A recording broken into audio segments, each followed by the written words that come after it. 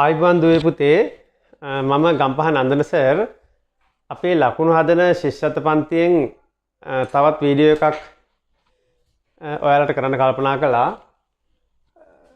බලන්න පොඩ්ඩක් පුතේ මෙතන මම ලියලා තියෙනවා ප්‍රථම පුරුෂ උත්තම පුරුෂ. මොකක්ද තියෙන්නේ? ප්‍රථම පුරුෂ උත්තම පුරුෂ. දැන් අතන ඔය මේක ගැන දන්නේ නැති එකේට මොකක්වත් හිතා ගන්න බෑ. මොකද්ද ප්‍රථම පුරුෂ කියන්නේ මොනවද? උත්තම පුරුෂ කියන්නේ මොනවද? මොකක්වත් ඒක ගැන අයිඩියා එකක් නැහැ පුතේ. ඉතින් ඇත්තටම තව ප්‍රශ්නයක් මේ ප්‍රථම පුරුෂ උත්තම පුරුෂ කියන එක මේ ගුරු මාර්ග උපදේශවල හෝ විෂය නිර්දේශ ඒක අඩංගුද කියන ප්‍රශ්නය අපිට එනවා. දැන් මේ අමුතු වචන දෙකක් නේ. එතන බලමු මොකද්ද මේක මේ අයි මම මෙහෙම තෝරගත්තේ කියලා.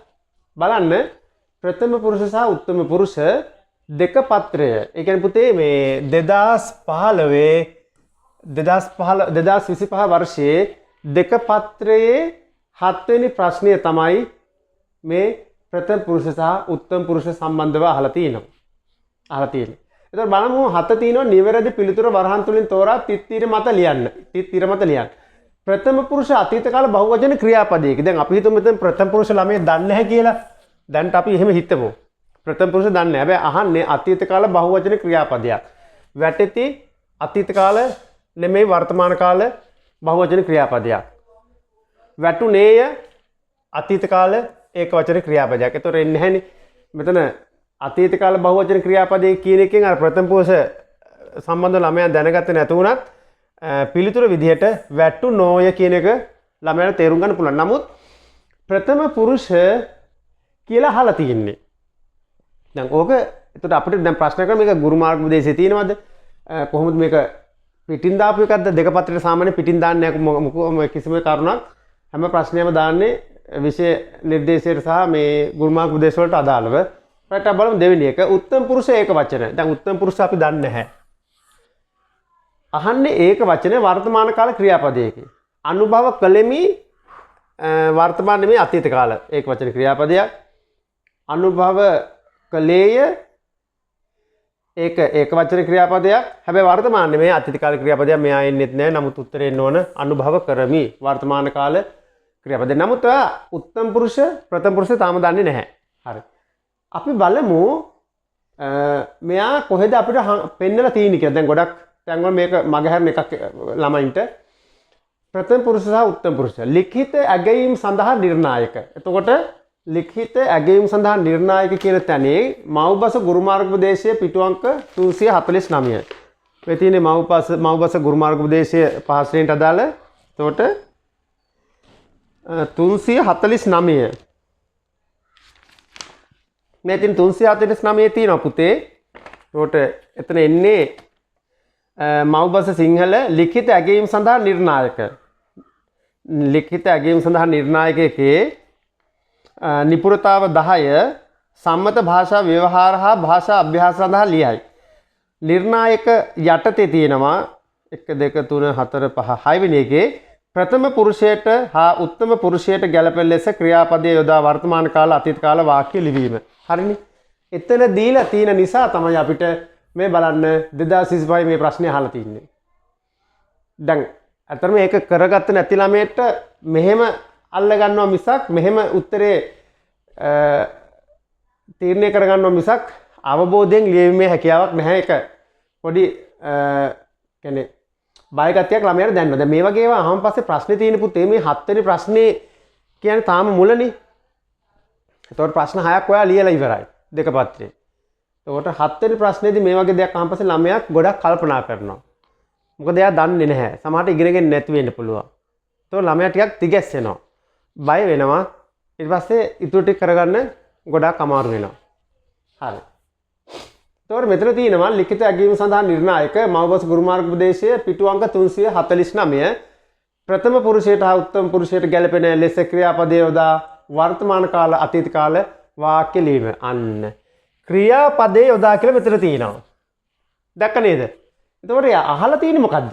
අහලා තින්නේ තෝරා මේ නිවැරදි පිළිතුර වරහන් තුලින් තෝරා තිත්තිර මත ලියන්න ප්‍රථම පුරුෂ අතීත කාල බහුවචන ක්‍රියාපදයේ. ක්‍රියාපදේ අහලා තියෙන්නේ. පේනව නේද? මෙතනත් එහෙමනේ. උත්තම පුරුෂ ඒකවචන වර්තමාන කාල ක්‍රියාපදයකේ. ක්‍රියාපදය අහලා තියෙන්නේ. පැහැදිලිද? එතකොට මේක ඉතාල වැදගත්. යාලා අපිට පිටින් නෙමෙයි දීලා තියෙන්නේ තියෙන එක. රයිට් අපි බලමු මොකද්ද උත්තම පුරුෂ කියන්නේ. උත්තම කියන්නේ උත්තමයා කියන එකනේ ශ්‍රේෂ්ඨයා. ඒ කියන්නේ කවුද? මම. අපි. එතන උක්ත පද මම තියෙනවා. උක්ත පදයේ විදිහට ඒක වචන උක්ත පදයේ විදිහට මම තියෙනවා. එතකොට ඒකේ ආඛ්‍යාතය ක්‍රියාපදේ මොකද්ද? කමි. මී. දැන් මේ අර මී වලින් මම කියලා මතක තියාගන්න මේක ක්‍රියාපදේ කමි කරමි මේක වර්තමාන කාලේ. දැන් කන්නෙමි එහෙම බෑ. මොකද වර්තමාන කාලේ මේ තියෙන්නේ කමි නටමි ඒ වගේ ක්‍රියාපද තමයි මෙතන ආඛ්‍යාතයේ ක්‍රියාපද විදිහට තියෙන්නේ. එතකොට උත්තම පුරුෂ වර්තමාන කාල ක්‍රියාපදයක් තමයි ඒක වචන ක්‍රියාපදය තමයි කමි කියන්නේ. හරිනේ. එතකොට අර මම කියන්නේ උක්ත පදය. මා කියන්නේ ඒක අනුක්ත පදය. මා කියන්නේ ඒකේ අනුක්ත පදය. දැන් බහුවචන ගත්තොත් එහෙම බහුවචනේ ඒක මම කියන එක දන්නවා අපි වෙනවා. මම කියන එක මොකක්ද වෙන්නේ? අපි වෙනවා. මම කියන එක අපි වෙනවා. එතකොට ආඛ්‍යාතයේ ක්‍රියාපදයේ කමු. මෙතින් කමු. දැන් මේක දැන් එතකොට දන්නවා මොන පුරුෂද මේ ක්‍රියාපදේ කියන එක. දැන් අපි ගමු කමි කියන්නේ ගත්තොත් එහෙම උත්තම පුරුෂ වර්තමාන කාල ඒක වචන ආඛ්‍යාත පදයක් ක්‍රියාපදයක්. එතකොට කමු කිව්වන් පස්සේ උත්තම පුරුෂ වර්තමාන කාල බහුවචන ආඛ්‍යාත පදයක්. හරිනේ? හරි. ඊළඟට අපි යන් උත්තම පුරුෂ අතීත කාලයකට මම අපි මේ දෙක එහෙම වෙනස් වෙන්නේ නැහැ. මේ දෙක මේ විදිහටම තියෙනවා. කෑවෙමි. ඔන්න ආඛ්‍යාතයේ ඒක වචන අතීත කාල ක්‍රියාපදයක්. අපි කෑවෙමු කිව්වොත් එහෙම ඒක බහුවචන අපි දාලා තියෙන්නේ උක්ත පදයේ ආඛ්‍යාතය කෑවෙමු. එතකොට ඒක මොකද්ද? කෑවුම් කියන එක පුතේ බහුවචන ආඛ්‍යාතයක් බහුවචන ක්‍රියාපදයක් අතීත කාල. දැන් අපි බලමු ඒක මොකද්ද අපිට ආවේ කියලා මෙතන. මේ තියෙන උත්තම පුරුෂ ඒක වචන වර්තමාන කාල ක්‍රියාපදයක්. හරිනේ? අනුභව කරමි. හරි? උත්තම පුරුෂ එතකොට මම කියන එක්කෙනාට එන්න ඕන. මෙතන ඒක වචනේ මම. හරිනේ? උත්තම පුරුෂ ඒක වචන වර්තමාන කාල ක්‍රියාපදයක්. ඒක වචනයි. අනුභව කරමු නෙමෙයි. කරමි. හරි. ඒක වචනයයි ඒක වචන ඒ වගේ මේක වර්තමාන කාල ක්‍රියාපදයක්. ආඛ්‍යාතේ වර්තමාන කාල. අනුභව කරමි. හරිනේ? දැන් අපි එකට උත්තරේ හදාගත්තා. ඊළඟට අපි යමු ප්‍රථම පුරුෂ වර්තමාන කාලයට. ඒක වචන ඔහු ඌ ඒක පුරුෂ ලිංග ඒක එතන පුරුෂ ලිංග ඔහු ඌ වැටේ ආඛ්‍යාතය මොකද්ද වැටේ මේති සිටි කඩයි ඒ වගේ ඒක දැන් වැටේ සිටි කඩයි ඒක ප්‍රථම පුරුෂ වර්තමාන කාල ඒක වචන ක්‍රියාපදයක්. එතකොට ඒකේ බහුවචනේ ඔව්හු ඒක පුරුෂ ලිංග ඔව්හු මෙතන ඔහු ඌ කියන පුරුෂ ලිංගය. එතකොට මෙතනත් ඔහු පුරුෂ ලිංග ආඛ්‍යාතය වැටෙති. පැහැදිලිද? ඔහු කඩති නටති. එතකොට ඒක ප්‍රථම පුරුෂ අන්තිම ඉගෙන ගන්න ප්‍රථම පුරුෂ වර්තමාන කාල උක්ත පදේ මොකද්ද? ඔව්හු බහුවචන උක්ත පදයේ වර්තමාන කාල බහුවචන උක්ත පදයේ ඔව්හු. එතකොට බහුවචන ප්‍රථම පුරුෂ වර්තමාන කාල බහුවචන ආඛ්‍යාත පදයක් ක්‍රියාපදයක් තමයි වැටෙති කියන එක. හරි. ඊළඟට ඒක වචන ස්ත්‍රී ලිංග ඇය. මේදී ඇය ඒක වැටෙයි. වැටෙයි. දැන් එතෙන්දී ස්ත්‍රී ලිංග පුරුෂ ලිංග ભેදයක් නැහැ. ආඛ්‍යාතයේ වර්තමාන කාලයේදී උක්තේ ඒක වචන නම් ආඛ්‍යාතය එක විදිහකට කියන්නේ. දැන් වැටෙයි දෙන්නම එකයි. හරි. එතකොට අතීත කාලේ තමයි වෙනස් වෙන්නේ. උක්ත පදය බහුවචන ඔව්හු. එතකොට මේක අපිට බහුවචන විදිහට යොදන්න පුළුවන් ඔව්හු කියලා ස්ත්‍රී ලිංග. එතකොට වැටෙති. පුරුෂ ලිංග ස්ත්‍රී ලිංග දෙකටම ඔව්හු යොදන්න පුළුවන්. හරිනේ?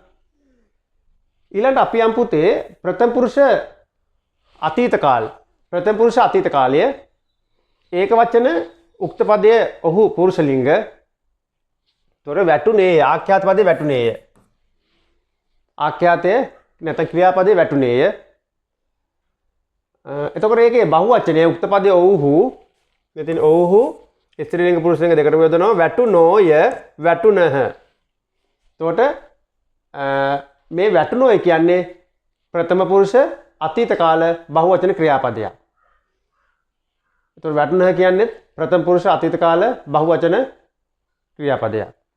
දැන් මෙතන ඇය ඒක ස්ත්‍රී ලිංග ඇය ස්ත්‍රී ලිංග ඒක වැටු අන්න නාය. දැන් මෙතන ඒය શબ્දෙන්නේ මෙතන වැටුනේය පුරුෂ ලිංග නම් මේ වැටුනේය මෙතන වැටුනාය. එතකොට ඇය වැටුනාය.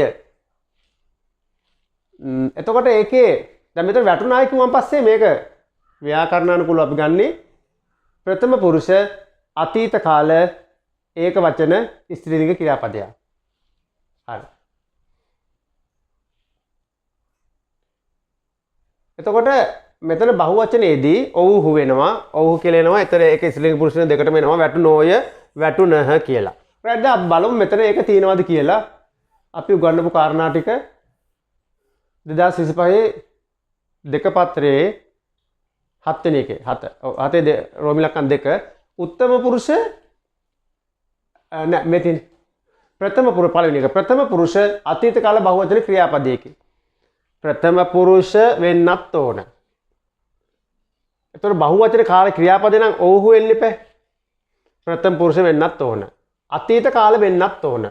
බහුවචන වෙන්නත් ඕන. එතකොට එන්නේ මොකද්ද? වැටු නොය. හරි. දැන් අපිට පැහැදිලි ප්‍රථම පුරුෂ සහ උත්තම පුරුෂ සම්බන්ධව ඉතින් පුතේ මම මේ කරේ මේ 2025 දෙක පත්‍රයේ ආපු පොඩි ප්‍රශ්නයක් 7 වෙනි ප්‍රශ්නේ රෝමි ලක්කන් 1 රෝමි ලක්කන් 2 දැන් බලන්න එතන ළමයා තිගැස්සෙනවා. ඒ කියන්නේ මේ පාර අහලා තියෙන 2025 අහලා තියෙන සම්පූර්ණ විෂය නිර්දේශය. දැන් ඔහොම වාචන සමහරලාට සමහරට පේපර් වලත් වැඩි දක්නට නැහැ. හරි. දැන් පුතේ අපේ පන්ති ගැන විස්තරයක් කියන්න 3 ශ්‍රේණිය 4 ශ්‍රේණිය 5 ශ්‍රේණිය මගේ ක්ලාසස් ඔන්ලයින් තියෙන්නේ. ඒතකොට දවස් 5ක් විතර තියෙනවා එක වසරකට. ඉතින් ඔක්කොටම රුපියල් අපි 1500යි ගන්නේ. ඔයගලන්ට සම්බන්ධ වෙන්න පුළුවන් ඔන්ලයින් හරහා. මම ලින්ක් එක මේ අවශ්‍ය ඒවත් විස්තර ටික මම ඔයගලන්ට යොමු කරන්නම්. ඉතින් අපේ මේ වීඩියෝ එක බලලා ඔයගොල්ලෝ යමක් ගත්තනම් දැනගත්තනම් ඉතින් අපිට කමෙන්ට් එකක් දාන්න විස්තරයක් දාන්න. මේ පිළිබඳව අපේ වීඩියෝ සම්බන්ධව තව මොනවද ඕන වීඩියෝ සම්බන්ධ පිළිබඳව දැනුවත් කරන්න. ඉතින් ඔයගොල්ලන්ට පුළුවන් මෙතන අපේ නම්බර් එක තියෙනවා 0යි මේ තියෙන්නේ WhatsApp නම්බරේ 076 45 10 632. ඒකට ඕනම ගැටලුවක් ගණිත ගැටලුවක් සිංහල මව් භාෂා ගැටලුවක් පරිසර ගැටලුවක් තියෙනවා යොමු කරන්න. ඉතින් අපි පුළුවන් විදිහට ඔයගලන්ට උදව් කරන්න. මොකද අපි ඔක්කොම නිදහස් අධ්‍යාපනයෙන් ඉගෙන ගත්ත අය ඕනම අවස්ථාවක පැය 24ම ඕනම වෙලාවක ඔයගලන්ට උදව් කරන්න අපි සැදී පැහැදී ඉන්නවා. ඉතින් ඕන ප්‍රශ්නයක් අහන්න පුතේ. මේක තව ඔයගලන්ට කවුරු හරි මට කමෙන්ට් එකක් කරොත් මේ තව මේ ගැන වීඩියෝ එකක් දාන්න කියලා අපි ඒ සම්බන්ධවත් අපි වීඩියෝ එකක් යොමු කරන්න සූදානම්මින් ඉන්නේ. ඉතින් මේ ඔය විස්තර ටික තමයි නැත්නම් මතක තියාගන්න මේ ප්‍රථම පුරුෂ මධ්‍යම පුරුෂ පුතේ ආයි වරද්ද ගන්න එපා. හරිනේ? හරි පුතේ එහෙනම්. සියලු දෙනාටම ආයිබෝවන්.